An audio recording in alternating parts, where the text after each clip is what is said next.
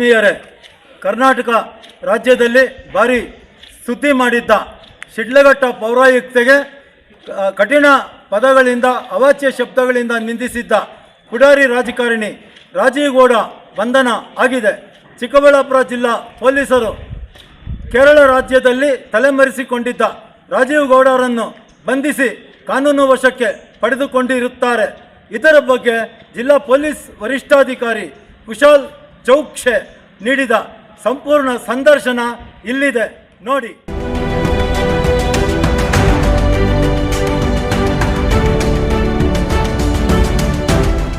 ಎಲ್ಲರಿಗೂ ನಮಸ್ಕಾರ.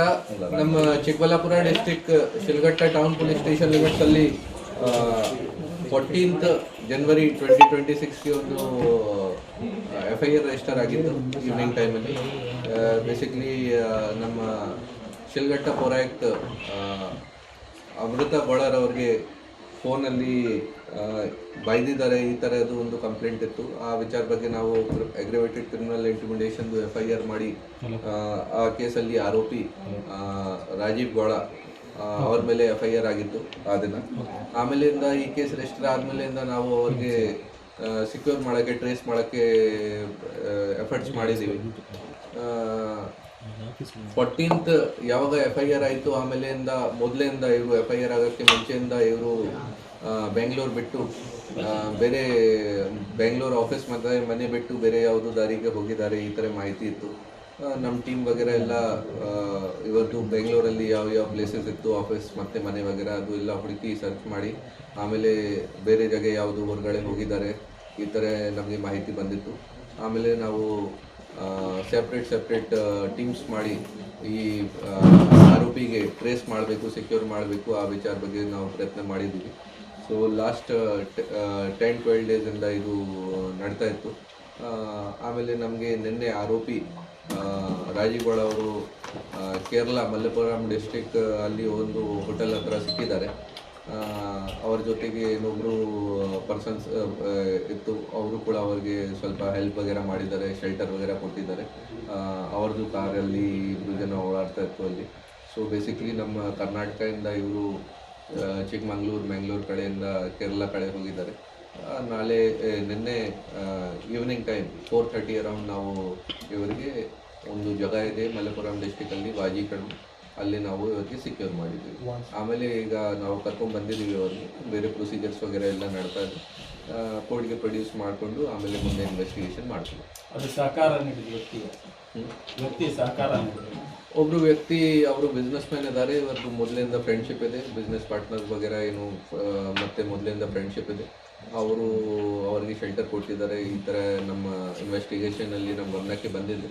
ಅವ್ರಿಗೆ ಕೂಡ ನಾವು ಸೆಕ್ಯೂರ್ ಮಾಡಿ ಅವ್ರಿಗೂ ಕೂಡ ಇಂಟರ್ಗೇಷನ್ ವಗೇರೆ ಮಾಡ್ತಾ ಇದ್ದೀವಿ. ಏನು ಹೆಲ್ಪ್ ಮಾಡಿದ್ದಾರೆ, ಏನೇನು ಮಾಡಿದ್ದಾರೆ, ಅವ್ರ ಮೇಲೆ ಕೂಡ ಕ್ರಮ ನೋಡಿ. ನಾವು ನಾನು ಸ್ಟಾರ್ಟಿಂಗಲ್ಲಿ ತಮ್ಮೆಲ್ಲರಿಗೆ ಶೇರ್ ಮಾಡಿದ್ದೀನಿ. 14th ಯಾವಾಗ ಕೇಸ್ ರಿಜಿಸ್ಟರ್ ಆಗಿತ್ತು ಅದಕ್ಕಿಂತ ಆ ಟೈಮಿಂದ ನಾವು ಸೆಕ್ಯೂರ್ ಮಾಡೋಕ್ಕೆ ಆರೋಪಿಗೆ ಪ್ರಯತ್ನ ಸ್ಟಾರ್ಟ್ ಮಾಡಿದ್ದೀವಿ. ಬಟ್ ಅದನ್ನು ಅವರು ತಪ್ಪಿಸ್ಕೊಂಡು ಅಲ್ಲಿಂದ ಬೆಂಗಳೂರಿಂದ ಎಬ್ಸ್ಕೊಂಡಿಂಗ್ ಆಗಿತ್ತು. ಆಮೇಲಿಂದ ನಾವು ರೆಗ್ಯುಲರ್ ಆಗಿ ಫಾಲೋ ಅಪ್ ಮಾಡಿ ಬೇರೆ ಬೇರೆ ಜಾಗ ಚೆಕ್ ಮಾಡಿದ್ದೀವಿ. ಮತ್ತು ನಮ್ಮ ಸೈಡಿಂದ ಎಲ್ಲ 100% ಪ್ರಯತ್ನ ಮಾಡಿದ್ದೀವಿ ನಾವು. ಆಮೇಲೆ ಕೂಡ 10-12 ಡೇಸ್ ಆಯಿತು. ಬಟ್ ನಮಗೆ ಕಾನೂನು ಪ್ರಕಾರ ಏನು ಮಾಡಬೇಕಿತ್ತು ಅದು ನಾವು ಆಲ್ರೆಡಿ ನಮ್ಮ ಟೀಮ್ ಒಳ್ಳೆ ಕೆಲಸ ಮಾಡಿ ಎಲ್ಲ ಬೇರೆ ಬೇರೆ ಜಾಗ ಚೆಕ್ ಮಾಡಿ ಸರ್ಚ್ ಮಾಡಿ ಈಗ ನಿನ್ನೆ ಅರೆಸ್ಟ್ ಮಾಡಿದ್ದಾರೆ ಅವರು. ಬೇಸಿಕ್ಲಿ ನಮ್ಮ ಶಿಲ್ಘಟ್ಟ ಇನ್ಸ್ಪೆಕ್ಟರ್ ಮತ್ತು ನಮ್ಮ ಸೈಬರ್ ಇನ್ಸ್ಪೆಕ್ಟರ್ ವಗೇರೆ ರೆಗ್ಯುಲರ್ ಆಗಿ ಕೇಸಲ್ಲಿ ಹೆಲ್ಪ್ ಮಾಡಿದ್ದಾರೆ. ಮತ್ತು ಆಮೇಲೆ ಸ್ವಲ್ಪ ನಮಗೆ ಸಿನ್ಸ್ ಲೇಟ್ ಆಗ್ತಾಯಿತ್ತು. ಸೊ ಬೇರೆ ಜನ ಇನ್ಸ್ಪೆಕ್ಟರ್ಸ್ ಬೇರೆ ರೇಂಜ್ ಅಲ್ಲಿ ಬೇರೆ ಇನ್ಸ್ಪೆಕ್ಟರ್ಸ್ಗೆ ಕೂಡ ನಾವು ಅವರಿಂದ ಕೂಡ ಹೆಲ್ಪ್ ತೊಗೊಂಡಿದ್ದೀವಿ. ಸ್ವಲ್ಪ ಈ ಥರದ್ದು ನಾನು ಏನು ಹೇಳೋಕ್ಕೆ ಹೋಗಲ್ಲ. ನನ್ನ ಪ್ರಕಾರ ನಮ್ಮದು ಏನು ಡ್ಯೂಟಿ ಇದೆ, ನಮ್ಮ ಕೆಲಸ ಏನಿದೆ ಕಾನೂನು ಪ್ರಕಾರ ಅರೆಸ್ಟ್ ಮಾಡಬೇಕಿತ್ತು. ಅದನ್ನು ನಾವು ತುಂಬ ಫುಲ್ ಎಫರ್ಟ್ಸ್ ಮಾಡಿ ನಮಗೆ ಯಾವಾಗ ಪೂರ್ಣ ಮಾಹಿತಿ ಬಂದಿತ್ತು ನಮಗೆ ಸಿಕ್ಕಿದ್ದಾರೆ, ನಾವು ಅರೆಸ್ಟ್ ಮಾಡಿದ್ದೀವಿ. ಮತ್ತು ಕಾನೂನು ಪ್ರಕಾರ ಇನ್ವೆಸ್ಟಿಗೇಷನಲ್ಲಿ ಮುಂದೆ ಹೇಗೆ ಹೋಗಬೇಕು, ಏನು ಮಾಡಬೇಕು ಅದು ಮಾಡ್ತೀವಿ. ಯಾವ ಕೇಸಲ್ಲಿ ಕೋರ್ಟ್ ಇದೆ ಅದೇ ಕೋರ್ಟಲ್ಲಿ ಪ್ರೊಡ್ಯೂಸ್ ಮಾಡಬೇಕು. ಶಿಲ್ಘಟ್ಟ ಅಲ್ಲಿ ಕೇಸ್ ಇದೆ, ಶಿಲ್ಘಟ್ಟಲ್ಲಿ ಪ್ರೊಡ್ಯೂಸ್ ಮಾಡಿ. ಅವ್ರ ಹೆಸರು ಮೈಕಲ್ ರಿಗೋ ಇದೆ. ಅವರು ಬಿಸ್ನೆಸ್ ಮ್ಯಾನ್ ಇದ್ದಾರೆ. ಫರ್ನಿಚರ್ ಕೆಲಸ ವಗೇರೆ, ಫರ್ನಿಚರ್ ಬಿಸ್ನೆಸ್ ವಗೇರೆ ಮಾಡ್ತಾ ಇದ್ದಾರೆ ಅವರು. ಬಟ್ ಅವರು most probably I think around 60 age ಇದೆ ಅವ್ರದ್ದು. ಅವರು ಇವರಿಗೆ ಮೊದಲಿಂದ ಫ್ರೆಂಡ್ಶಿಪ್ ವಗೇರೆ ಇದೆ, ಮೊದಲಿಂದ ಪರಿಚಯ ಇದೆ. ಸೊ ಬೆಂಗಳೂರಲ್ಲಿ ಅವ್ರದ್ದು ನೇಟಿವ್ ಬೆಂಗಳೂರು ಇದೆ.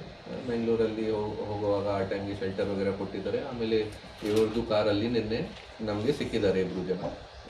ರಾಜೇಗೌಡ ಅವರಿಗೆ ಬೇರೆ ಯಾರು ಇರಲಿಲ್ಲ ಸರ್, ಇಬ್ಬರೇ ಇದ್ರ, ಬೇರೆ ಯಾರು ಇದ್ರ ಸರ್? ನಮಗೆ ಯಾವಾಗ ನಾವು ನಿನ್ನೆ ಅರೆಸ್ಟ್ ಮಾಡಿದ್ದೀವಿ ಆ ಟೈಮ್ಗೆ ಅಲ್ಲಿ 2 ಜನ ಸಿಕ್ಕಿದ್ದಾರೆ. ಯಾರು ಒಬ್ಬರು ಅವ್ರದ್ದು ಫ್ರೆಂಡ್ ಇದ್ದಾರೆ ಮತ್ತು ನಮ್ಮ ಆರೋಪಿ 2 ಜನ ಸಿಕ್ಕಿದ್ದಾರೆ. ಬೇರೆ ಏನಾದರೂ ಈ ಥರದ್ದು ಯಾರಾದರೂ ರೋಲ್ ಇದೆ ಅದು ಕೂಡ ನಾವು ಇನ್ವೆಸ್ಟಿಗೇಷನಲ್ಲಿ ಪತ್ತೆ ಮಾಡೋಕ್ಕೆ ಪ್ರಯತ್ನ ಮಾಡ್ತೀವಿ. ಸರ್ ವಿಚಾರಣೆ ಏನಾದರೂ ಹೇಳಿದ್ರು? ಇಲ್ಲ, ಈಗ ಇನ್ವೆಸ್ಟಿಗೇಷನ್ ನಡ್ತಾ ಇದೆ. ಅವ್ರ ಜೊತೆ ನಾವು ಮಾತಾಡ್ತೀವಿ, ಕೇಳ್ತೀವಿ ಈ ಬೇರೆ ಏನೇನಿತ್ತು ಈ ಥರ ಇನ್ವೆಸ್ಟಿಗೇಷನಲ್ಲಿ ಅವರು ಕಾಪರೇಷನ್ ಮಾಡ್ತಾರೆ. ಸೊ ಅವರದ್ದು ಕೂಡ ಹೇಳಿಕೆ ವಗೇರೆ ತಗೊಂಡು ಇನ್ವೆಸ್ಟಿಗೇಷನಲ್ಲಿ ಸೇರಿಸ್ತೀವಿ. ಅದು ಇನ್ವೆಸ್ಟಿಗೇಷನ್ದು ಪಾರ್ಟ್ ಇದೆ. ವಾಯ್ಸ್ ಸ್ಯಾಂಪಲ್ ವಗೇರೆ ತಗೊಂಡು ಅದನ್ನು ಚೆಕ್ ಮಾಡಬೇಕು, ಮತ್ತು ಕಾಲ್ ಡೀಟೇಲ್ಸ್ ವಗೇರೆ ತಗೊಂಡು ಅದನ್ನು ಚೆಕ್ ಮಾಡಬೇಕು. ಇನ್ವೆಸ್ಟಿಗೇಷನಲ್ಲಿ ಚೆಕ್ ಮಾಡ್ತೀವಿ ನಾವು. ಸರ್ ಆ ವ್ಯಕ್ತಿ ಬಗ್ಗೆ ಬೇರೆ ಎಲ್ಲ ಅದೆಲ್ಲ ತನಿಖೆ ಮಾಡ್ತಾ ಇದ್ದೀವಿ. ಕೇಸಸ್ ಅಂತ ಹೇಳಿ ಅದು ಹಳೆ ಕೇಸಸ್ ಇದೆ ನೋಡಿ. ನಾನು ಚಿಂತಾಮಣಿ SP ಇದ್ದಾಗ ಆ ಟೈಮ್ಗೆ ಅಟ್ರಾಸಿಟಿ ಕೇಸಸ್ ನಾನೇ ಇನ್ವೆಸ್ಟಿಗೇಟ್ ಮಾಡಿದ್ದೀನಿ. ಬೇರೆ ಫೈನಾನ್ಷಿಯಲ್ ಫ್ರಾಡ್ಸ್ ವಗೇರೆ ರಿಲೇಟೆಡ್ ಕೇಸಸ್ ವಗೇರೆ ಇದೆ. ಸೊ ಆ ಕೇಸಸ್ದು ಡೀಟೇಲ್ಸ್ ಆಲ್ರೆಡಿ ಅವೈಲೇಬಲ್ ಇದೆ.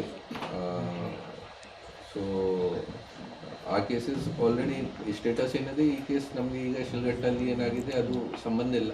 ನಾವು ನಮ್ಮ ಕೇಸಿಗೆ ಏನು ರಿಜಿಸ್ಟರ್ ಆಗಿದೆ ಆ ಕೇಸ್ಗೆ ಇನ್ವೆಸ್ಟಿಗೇಷನ್ ಮಾಡ್ತೀವಿ. ಈ ಇಶ್ಯೂ ಸಂಬಂಧಪಟ್ಟ ಟೋಟ್ಲಿ 2 FIR ಅದನ್ನು 14th ಆಗಿತ್ತು. ಒಂದು FIR ಪೌರಾಯುಕ್ತ ಅಮೃತ ಗೌಡರವರಿಂದ ಆಗಿತ್ತು. ಇನ್ನೊಂದು FIR ಶ್ರೀನಿವಾಸ್ ಅವರು JDS ಪಾರ್ಟಿ ವರ್ಕರ್ ಇದ್ದಾರೆ ಅವರ ಕಡೆಯಿಂದ ಆಗಿತ್ತು. ಆಮೇಲೆ ಸ್ವಲ್ಪ ದಿನ ಹಿಂದೆ ಯಾವುದೋ ಒಂದು ಅನಾಮಧೇಯ ಲೆಟರ್ ಬಂದಿದೆ ಪೌರಾಯುಕ್ತ ಅವರಿಗೆ. ಆ ಟೈಮಿಗೆ ಕೂಡ ಅವರು ನಮಗೆ ಕಂಪ್ಲೇಂಟ್ ಕೊಟ್ಟಿದ್ದಾರೆ. ಸೊ ಅದು ನಾವು ಅನ್ನೋನ್ ಪರ್ಸನ್ ಮೇಲೆ ಒಂದು FIR ಮಾಡಿದ್ದೀವಿ ಆ ವಿಚಾರ. ನೋಡಿ, ಅದು ಪೊಲೀಸ್ ಪ್ರೊಸೀಜರ್ ಇದೆ. ನಾವು ಕಾನೂನು ಪ್ರಕಾರ ಏನೇನು ಪ್ರೊಸೀಜರ್ಸ್ ಫಾಲೋ ಮಾಡಬೇಕು ಅದು ನಾವು ಫಾಲೋ ಮಾಡ್ತಾ ಇದ್ದೀವಿ. ಯಾವ ಜಾಗ ಕರ್ಕೊಂಡು ಹೋಗಬೇಕು, ಯಾವ ಜಾಗ ಕರ್ಕೊಂಡು ಹೋಗಬಾರ್ದು ಅದು ಪೊಲೀಸ್ದು ಡಿಸಿಷನ್ ಇದೆ. ನಾವು ನಮ್ಮ ಡಿಸಿಷನ್ ನಾವು ಹೇಗೆ ಥರ ಮ್ಯಾನೇಜ್ ಮಾಡಬೇಕು ಸಿಚುವೇಶನ್ ಅದೇ ಥರ ನಾವು ಮಾಡ್ತಾ ಇದ್ದೀವಿ. ಅಜ್ಞಾತ ಸ್ಥಳದಲ್ಲಿ ಇಟ್ಟು ವಿಚಾರಣೆ ಮಾಡಬೇಕಲ್ಲ. ನಮಗೆ ತೋ ಅಜ್ಞಾತ ಇದೆ, ನಿಮಗೆ ಅಜ್ಞಾತ ಇದೆ, ನಮಗೆ ಏನು ಸಮಸ್ಯೆ ಇಲ್ಲ. ಸಾಮಾನ್ಯವಾಗಿ ಒಂಥರ ವಿಚಾರಣೆ ಇರುತ್ತೆ, ಇವ್ರಿಗೊಂದು ವಿಶೇಷವಾಗಿ ವಿಚಾರಣೆ ಇದೆ ಅಂತ. ವಿಶೇಷವಾಗಿ ಏನಿಲ್ಲ, ನಿಜವಾಗ್ಲೂ ಹೇಳಬೇಕು ತೋ ಪಬ್ಲಿಕ್ ಮೀಡಿಯಾ ಜಾಸ್ತಿ ಇಂಟ್ರೆಸ್ಟೆಡ್ ಇದ್ದಾರೆ. ನಮ್ಮ ಇನ್ವೆಸ್ಟಿಗೇಷನ್ಗೆ ಅಡ್ಡ ಆಗುತ್ತೆ. ನಮ್ಮ ಇನ್ವೆಸ್ಟಿಗೇಷನ್ ನಾವು ಪ್ರೊಸೀಜರ್ಸ್ ಎಲ್ಲ ಫಾಲೋ ಮಾಡಬೇಕು, ಯಾವುದೂ ಥರದ್ದು ಪ್ರೊಸೀಜರಲ್ಲಿ ಲ್ಯಾಪ್ಸ್ ಆಗಬಾರ್ದು. ಈ ಕಾರಣ ಬಗ್ಗೆ ನಾವು ಎಲ್ಲ ಕಾನೂನು ಪ್ರಕಾರ ಏನಿದೆ ಪ್ರೊಸೀಜರ್ಸ್ ಅದು ಮಾಡಬೇಕು. ಈ ಕಾರಣ ಬಗ್ಗೆ ನಾವು ಎಲ್ಲ ಎಚ್ಚರಿಕೆ ತಗೊಳ್ತಾ ಇದ್ದೀವಿ. ಈ ಕಾರಣ ಬಗ್ಗೆ ನಾವು ಅಲ್ಲಿ ಕರ್ಕೊಂಡು ಹೋಗಿದ್ದೀವಿ. ಆಮೇಲೆ ಏನು ಪ್ರೊಸೀಜರ್ಸ್ ಮಾಡಬೇಕು ಆ ಪ್ರೊಸೀಜರ್ಸ್ ಮುಂದೆ ಮಾಡ್ತೀವಿ. ನೋಡಿ, 3 ತಂಡ ನಾವು ಇಲ್ಲಿ ಮಾಡಿದ್ದೀವಿ. ನಮ್ಮ ಈ DSP ಚಿಂತಾಮಣಿ ನೇತೃತ್ವದಲ್ಲಿ ನಮ್ಮ ಶಿಲ್ಘಟ್ಟ ಇನ್ಸ್ಪೆಕ್ಟರ್ ಮತ್ತು ಚಿಂತಾಮಣಿ ರೂರಲ್ ಇನ್ಸ್ಪೆಕ್ಟರ್ ಮತ್ತು ಇಲ್ಲಿ ಸ್ಯಾನ್ ಸ್ಟೇಷನ್ದು ಸ್ಟಾಫ್ ಕೂಡ DSP ಮತ್ತು ಇನ್ಸ್ಪೆಕ್ಟರ್ ಕೂಡ ಹೆಲ್ಪ್ ಮಾಡಿದ್ದಾರೆ. ಅದೇ ರೀತಿ ಬೇರೆ ಸಿನ್ಸ್ ಇದು ಸ್ಟಾರ್ಟಿಂಗಲ್ಲಿ ನಮಗೆ ಮಾಹಿತಿ ಕಲೆಕ್ಟ್ ಮಾಡಿದಾಗ ಆ ಟೈಮ್ಗೆ ಬೇರೆ ಡಿಸ್ಟ್ರಿಕ್ಸಿಂದ ಕೂಡ ನಾವು ಹೆಲ್ಪ್ ತಗೊಂಡಿದ್ದೀವಿ. ಸೊ ಬೇರೆ ಇನ್ಸ್ಪೆಕ್ಟರ್ಸ್ 3-4 ಜನ ಅದು ಕೂಡ ಹೆಲ್ಪ್ ಮಾಡಿದ್ದಾರೆ. ಟೋಟಲ್ ಆಲ್ರೆಡಿ 3 ತಂಡ ನಾವು ನಮ್ಮ ಡಿಸ್ಟಿಕಲ್ಲಿ ಮಾಡಿ ಅರೌಂಡ್ 20-25 ಸಿಬ್ಬಂದಿ ವಗೇರಾಗಿ ಅವ್ರ ಜೊತೆಗೆ ನೇಮಕ ಮಾಡಿ ಕಳಿಸಿದ್ವಿ. ಮಂಗಳೂರಿನಲ್ಲೇ ಇದ್ರು. ಅದು ನೋಡಿ ಎಲ್ಲಿಂದ ಹೋಗಿದ್ದಾರೆ. ಈಗ ನಮ್ಮ ಮೀಡಿಯಾ ಫ್ರೆಂಡ್ ಅವರು ಹೇಳ್ತಾ ಇದ್ದಾರೆ ಟೆಕ್ನಾಲಜಿ ಎಷ್ಟು ಜಾಸ್ತಿ ಯೂಸ್ ಆಗ್ತಾ ಇದೆ. ಅದೇ CCTV ವಗೇರಾ ಕ್ಯಾಮ್ರಾ ಮತ್ತು ಫಾಸ್ಟ್ ಆಗಿದೆಯಾ ಮತ್ತು ಯಾವ ಗಾಡಿಯಿಂದ ಹೋಗಿದ್ದಾರೆ ಅದೆಲ್ಲ ಮಾಹಿತಿ ಕಲೆಕ್ಟ್ ಮಾಡಿ. ಈಗ CCTV ಯೂಸೇಜ್ ತುಂಬ ಜಾಸ್ತಿ ಆಗಿದೆ. ಮತ್ತು ಎಲ್ಲ ರೋಡ್ಸಲ್ಲಿ ಟೋಲ್ಸ್ ಇದೆ, ಟೋಲ್ಸಿಂದ ಪಾಸ್ ಆಗಬೇಕು. ಟೋಲಲ್ಲಿ ಚೆಕ್ ಫಾಸ್ಟ್ಯಾಗ್ ವಗೇರಾ ಅದು ರಿಜಿಸ್ಟ್ರೇಷನ್ ಕೂಡ ಇದೆ. ಫಾಸ್ಟ್ಯಾಗ್ದು ಟ್ರಾನ್ಸಾಕ್ಷನ್ಸ್ ಕೂಡ ಆಗುತ್ತೆ. ಅದನ್ನು ಎಲ್ಲ ಯೂಸ್ ಮಾಡಿ ನಾವು ಯಾವ ದಾರಿಗೆ ಹೋಗಿದ್ದಾರೆ ಆ ದಾರಿಯಲ್ಲಿ ಕಂಟಿನ್ಯೂ ಮಾಡಿ ನಮಗೆ ಮುಂದೆ ಆ ಜಾಗ ಮ್ಯಾಂಗ್ಳೂರಿಂದ ಮುಂದೆ ಯಾವ ಜಾಗಕ್ಕೆ ಹೋಗಿದ್ದಾರೆ ಅದನ್ನು ನಾವು ಇನ್ವೆಸ್ಟಿಗೇಷನ್ ಮುಂದೆ ಕಂಟಿನ್ಯೂ ಮಾಡಿ ಆ ಜಾಗ ನಮಗೆ ನಿನ್ನೆ ನಮಗೆ ಯಾವ ಜಾಗ ಸಿಕ್ಕಿದ್ದಾರೆ ಅದು ವಾಜಿ ಕಡಬು ಜಾಗ. ನಾನು ಒಂದು ಏನು ಹೇಳಿದ್ದೀನಿ ಮಲ್ಲಪುರಂ ಡಿಸ್ಟಿಕಲ್ಲಿ ಅದು ಒಂದು ಹೋಟೆಲ್ ಪಕ್ಕದಲ್ಲಿ ಸಿಕ್ಕಿದ್ದಾರೆ. ಅಲ್ಲಿ ಸ್ಟೇ ಮಾಡಿದ್ದಾರೆ, ಆಮೇಲೆ ಸಿಕ್ಕಿದ್ದಾರೆ. ನಮಗೆ ಹೋಟೆಲ್ ಪಕ್ಕದಲ್ಲಿ ಸಿಕ್ಕಿದ್ದಾರೆ. ಫಸ್ಟ್ ನಾವು ಗಾಡಿ ಟ್ರೇಸ್ ಮಾಡಿದ್ದೀವಿ. ಗಾಡಿ ಆದಮೇಲೆ ನಮಗೆ ಅಲ್ಲಿ ಸಿಕ್ಕಿದ್ದಾರೆ. ಇಲ್ಲ ಆ ಜಾಗ ಸ್ಟೇ ಮಾಡಿ ಅದು ನೋಡಿ, ಅದು ಇನ್ವೆಸ್ಟಿಗೇಷನಲ್ಲಿ ಈಗ ಯಾವಾಗ ಅವ್ರಿಗೆ ಕಂಪ್ಲೀಟ್ಲಿ ಸುಳ್ಳಿದೆ. ನನಗೆ ಎಲ್ಲ ಡೀಟೇಲ್ಸ್ ಶೇರ್ ಮಾಡೋಕ್ಕೆ ಆಗಲ್ಲ. ಬಟ್ ಈ ಥರ ಇರಲಿಲ್ಲ ಕಿ ಇಲ್ಲಿಂದ ಹೋಗಿ ಫಾರ್ ಆಲ್ 5 ಈಗ ಅವರು ಅಲ್ಲಿ 16th ರೀಚ್ ಆಗಿದ್ದಾರೆ ಬೆಂಗಳೂರಿಗೆ. ಇಲ್ಲಿಂದ 14th ನೈಟ್ ಬಿಟ್ಟಿದ್ದಾರೆ. 15th ಫುಲ್ ಡೇ ಇಲ್ಲಿ ಚಿಕ್ಕಮಂಗ್ಳೂರು ಅಕ್ಕಪಕ್ಕ ಹಾಸನ ಅಕ್ಕಪಕ್ಕ ಡ್ರೈವ್ ಮಾಡಿಕೊಂಡು ಬೆಂಗಳೂರು ಬೆಳಿಗ್ಗೆ ರೀಚ್ ಆಗಿದ್ದಾರೆ. ಈ ಥರ ಎಲ್ಲ ಇತ್ತು. ಅಲ್ಲಿ 4-5 ಡೇಸಲ್ಲಿ ಕಂಟಿನ್ಯೂ ಸ್ಟೇ ಮಾಡಿದ್ದಾರೆ. ಈ ಥರ ಎಲ್ಲ ಅವ್ರ ಫ್ರೆಂಡ್ಗೆ ಭೇಟಿ ಮಾಡಿ ಅಲ್ಲಿಂದ ಬೇರೆ ಬೇರೆ ಜಾಗ ಸ್ಟೇ ಮಾಡಿದ್ದಾರೆ. ಈ ಥರ ಮಾಹಿತಿ ಇದೆ, ಅದು ಇನ್ವೆಸ್ಟಿಗೇಷನಲ್ಲಿ ಗೊತ್ತಾಗುತ್ತೆ. ಈ ಥರ ಮಾಹಿತಿ ಅದು ಸುಳ್ಳಿದೆ ಕಂಪ್ಲೀಟ್ಲಿ. ಪೊಲೀಸಿಂದ ಯಾವುದೇ ಇನ್ಫಾರ್ಮೇಷನ್ ಲೀಕ್ ಆಗಿದೆ. ನನಗೆ ನಮ್ಮ ಪೊಲೀಸ್ ಆಫೀಸರ್ಸ್ ಮತ್ತು ಸ್ಟಾಫ್ ಮೇಲೆ ಪೂರ್ಣ ನಂಬಿಕೆ ಇದೆ.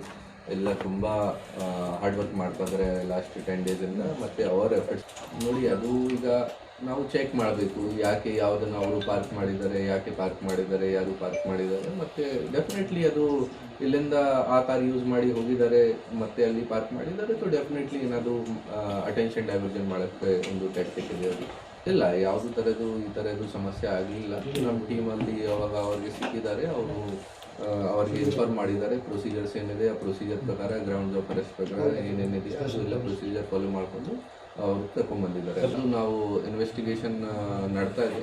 ಏನೇನು ಸೀಸ್ ಮಾಡಬೇಕು, ಗಾಡಿ ಮೊಬೈಲ್ ವಗೇರೆ ಏನು ಯೂಸ್ ಆಗಿದೆ ಅದು ಎಲ್ಲ ನಾವು ಚೆಕ್ ಮಾಡ್ತೀವಿ. ಅದು ಐಯೋದು ಡಿಸಿಷನ್ ಇದೆ. ಐಯೋ ಏನು ಪ್ರೊಡ್ಯೂಸ್ ಮಾಡ್ತಾರೆ ಕೋರ್ಟಲ್ಲಿ, ಆಮೇಲೆ ನೋಡೋಣ, ಆಮೇಲೆ ಗೊತ್ತಾಗುತ್ತೆ ಅವರು ಏನು ರೆಡಿ ಮಾಡಿದ್ದಾರೆ ರಿಮಾಂಡ್ ಅಪ್ಲಿಕೇಶನ್.